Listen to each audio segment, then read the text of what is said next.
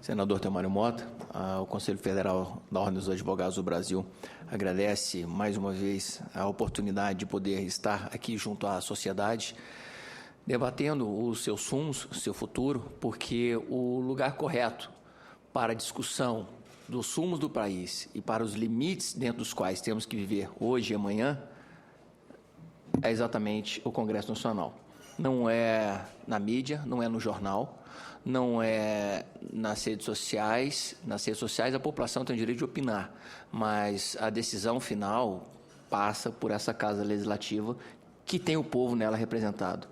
Daí porque a Ordem dos Advogados do Brasil, sempre que possível, quer e registra isso, poder participar das discussões. As audiências públicas têm esse efeito, que é de discutir e ouvir as várias opiniões e vertentes que permeiam a nossa sociedade e, por que não, em algumas vezes, em maioria, mesmo que contrária à opinião da própria instituição OAB, ou às vezes contrariamente, aquilo que entendemos, pelo menos, ao que diz a nossa Constituição Federal, mas que nem por isso pode deixar de ser ouvido e observado, porque é a maioria da população brasileira, ainda que pontualmente.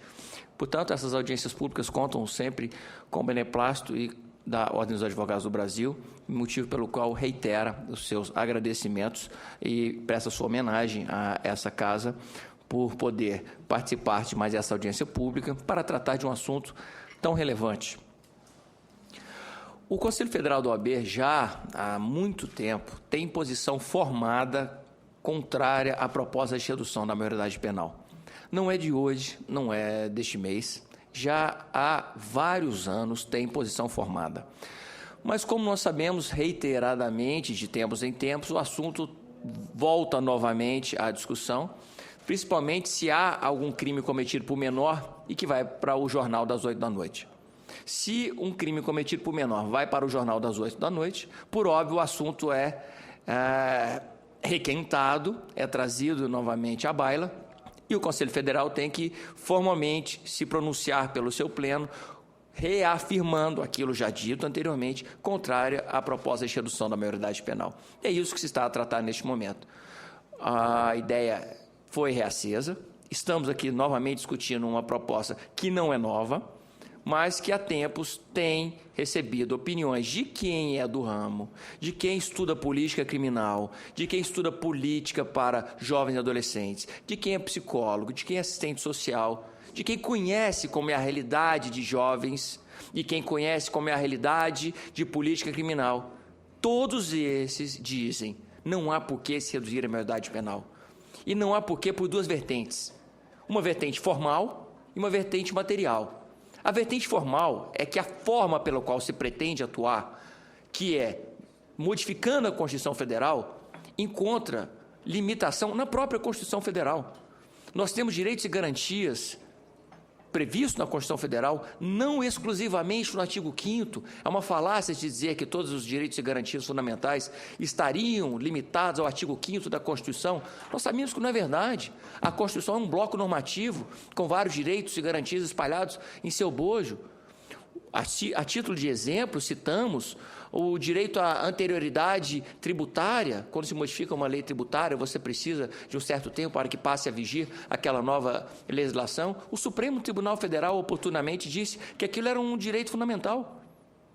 Direito à anterioridade tributária. Ora, isso não está no artigo 5º, não mesmo. Mas o Supremo reconheceu, por óbvio. Com muito mais razão, não há que se discutir que o direito à limitação de imputabilidade penal estabelecida na Constituição Federal como sendo de 18 anos, que, aliás, segue a regra e a sugestão da Organização das Nações Unidas. Nós não criamos isso. Isso vem da ONU. Até hoje ainda é assim. A maior parte dos países que integram a Organização das Nações Unidas estipulam o seu patamar em 18 anos. Portanto, é um direito de garantia fundamental, previsto na Constituição Federal. Portanto, uma proposta tendente a abolir, limitar ou restringir esses direitos é uma proposta que afrontaria um princípio internacional da vedação ao não retrocesso social, também chamado de efeito cliquet. Você não pode retirar do ordenamento jurídico um direito fundamental depois de incorporado. Direitos fundamentais somente são incorporados a ordenamentos jurídicos, nunca retirados. Daí porque, e é uma teoria de direitos humanos, direito internacional, você nunca fala em gerações de direitos fundamentais. Academicamente já se evoluiu para não se falar mais em geração, mas em dimensão. Nós temos dimensões de direitos fundamentais e não mais gerações. Exatamente por isso, com as dimensões você vai abarcando novos direitos e os incorporando. Se você fala em gerações, você daria a ideia de que, ultrapassada aquela geração anterior, você teria abolido os direitos fundamentais agregados em uma geração pretérita. Na verdade, você apenas os acresce. Por isso você fala em dimensões.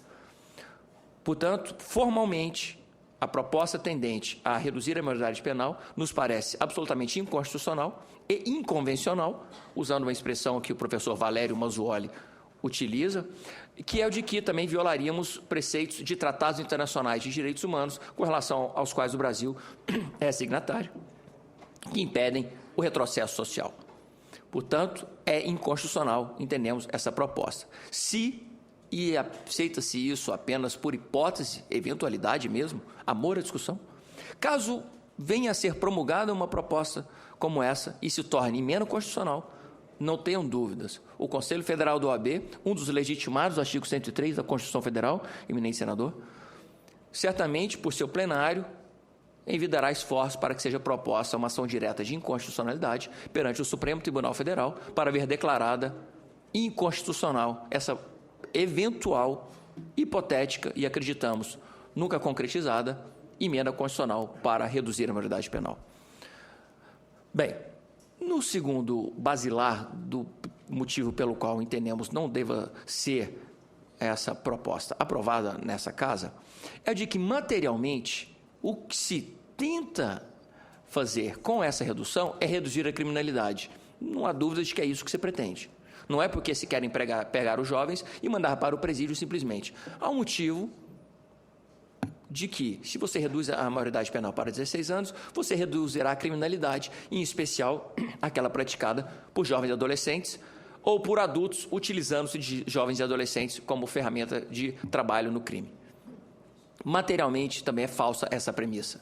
Nós vimos, a despeito do que, na reportagem, alguns congressistas disseram que seriam 75% dos crimes praticados por jovens e adolescentes, menos de 1% o é. Portanto, menos de 1% dos crimes praticados no país são praticados por jovens e adolescentes. Ou seja, ainda que fosse verdade que, reduzindo a maioridade penal para 16 anos, houvesse o condão de evitar que esses crimes acontecessem, o que não é verdade, nós reduziríamos menos de 1% da criminalidade. Qual é a eficácia disso? Nenhuma. Bem, mas não é verdade que isso fará com que os crimes deixem de acontecer. O problema do direito penal é que ele tem um efeito simbólico, ele tem um efeito preventivo geral, as pessoas têm que se sentir desmotivadas a praticar aquele ato, é um princípio econômico da desmotivação, sob pena de receber a sanção, mas, na verdade, o que nós sentimos no Brasil hoje, com relação a essa sensação de impunidade, não vem com relação ao problema do direito penal.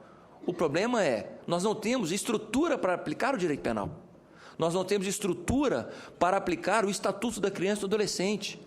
Nós não temos centros de internação, nós não temos assistência social, nós não temos psicólogos, psiquiatras, escolas, clínicas para tratamento de saúde, emprego para jovens e adolescentes e os seus pais. Ou seja, não há dignidade para esses jovens e adultos. Se o Estado não se faz presente para eles, eles não têm por que respeitar os bens jurídicos que o Estado tem como importantes. Eles se sentem marginalizados, e como marginalizados, eles não respeitam esses bens jurídicos. Daí porque não vai haver materialmente a redução de criminalidade. Isso é uma falácia.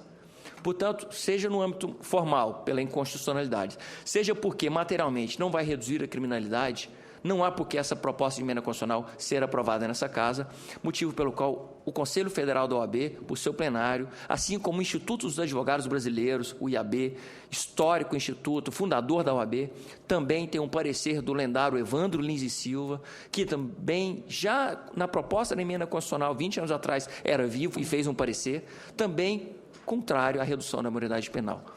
Nós não podemos transformar essas discussões de direito penal, que hoje se tornam populismo penal, em futebolização. Não podemos discutir direito penal na televisão como discutimos futebol. O futebol, se nós erramos ou acertamos na escalação de um time, não há problema algum. Mas se nós erramos nos rumos que damos ao direito penal e o rumo que daremos aos jovens brasileiros, ao invés de educá-los e ajudá-los, mas ao invés disso colocá-los nas cadeias com adultos, a criminalidade vai aumentar. Porque eles não vão para a cadeia e não vão ficar presos para o resto da vida. Eles vão voltar. E vão voltar para a rua pior do que entraram. É isso que as pessoas têm que entender. Elas não vão simplesmente sumir com os jovens. Eles vão colocar para a cadeia com os adultos e vão voltar. Muito pior do que entraram. Não é melhor tentarmos salvar os jovens do que, desde logo, já colocá-los na escola e na pós-graduação do crime, no presídio com adultos? O Conselho Federal da OAB, vez mais, agradece a oportunidade e reitera a sua posição contrária à redução da maioridade penal, seja porque formalmente inconstitucional e inconvencional, seja porque materialmente não surtirá qualquer efeito pretendido, que é o de diminuir a criminalidade no Brasil. Obrigado.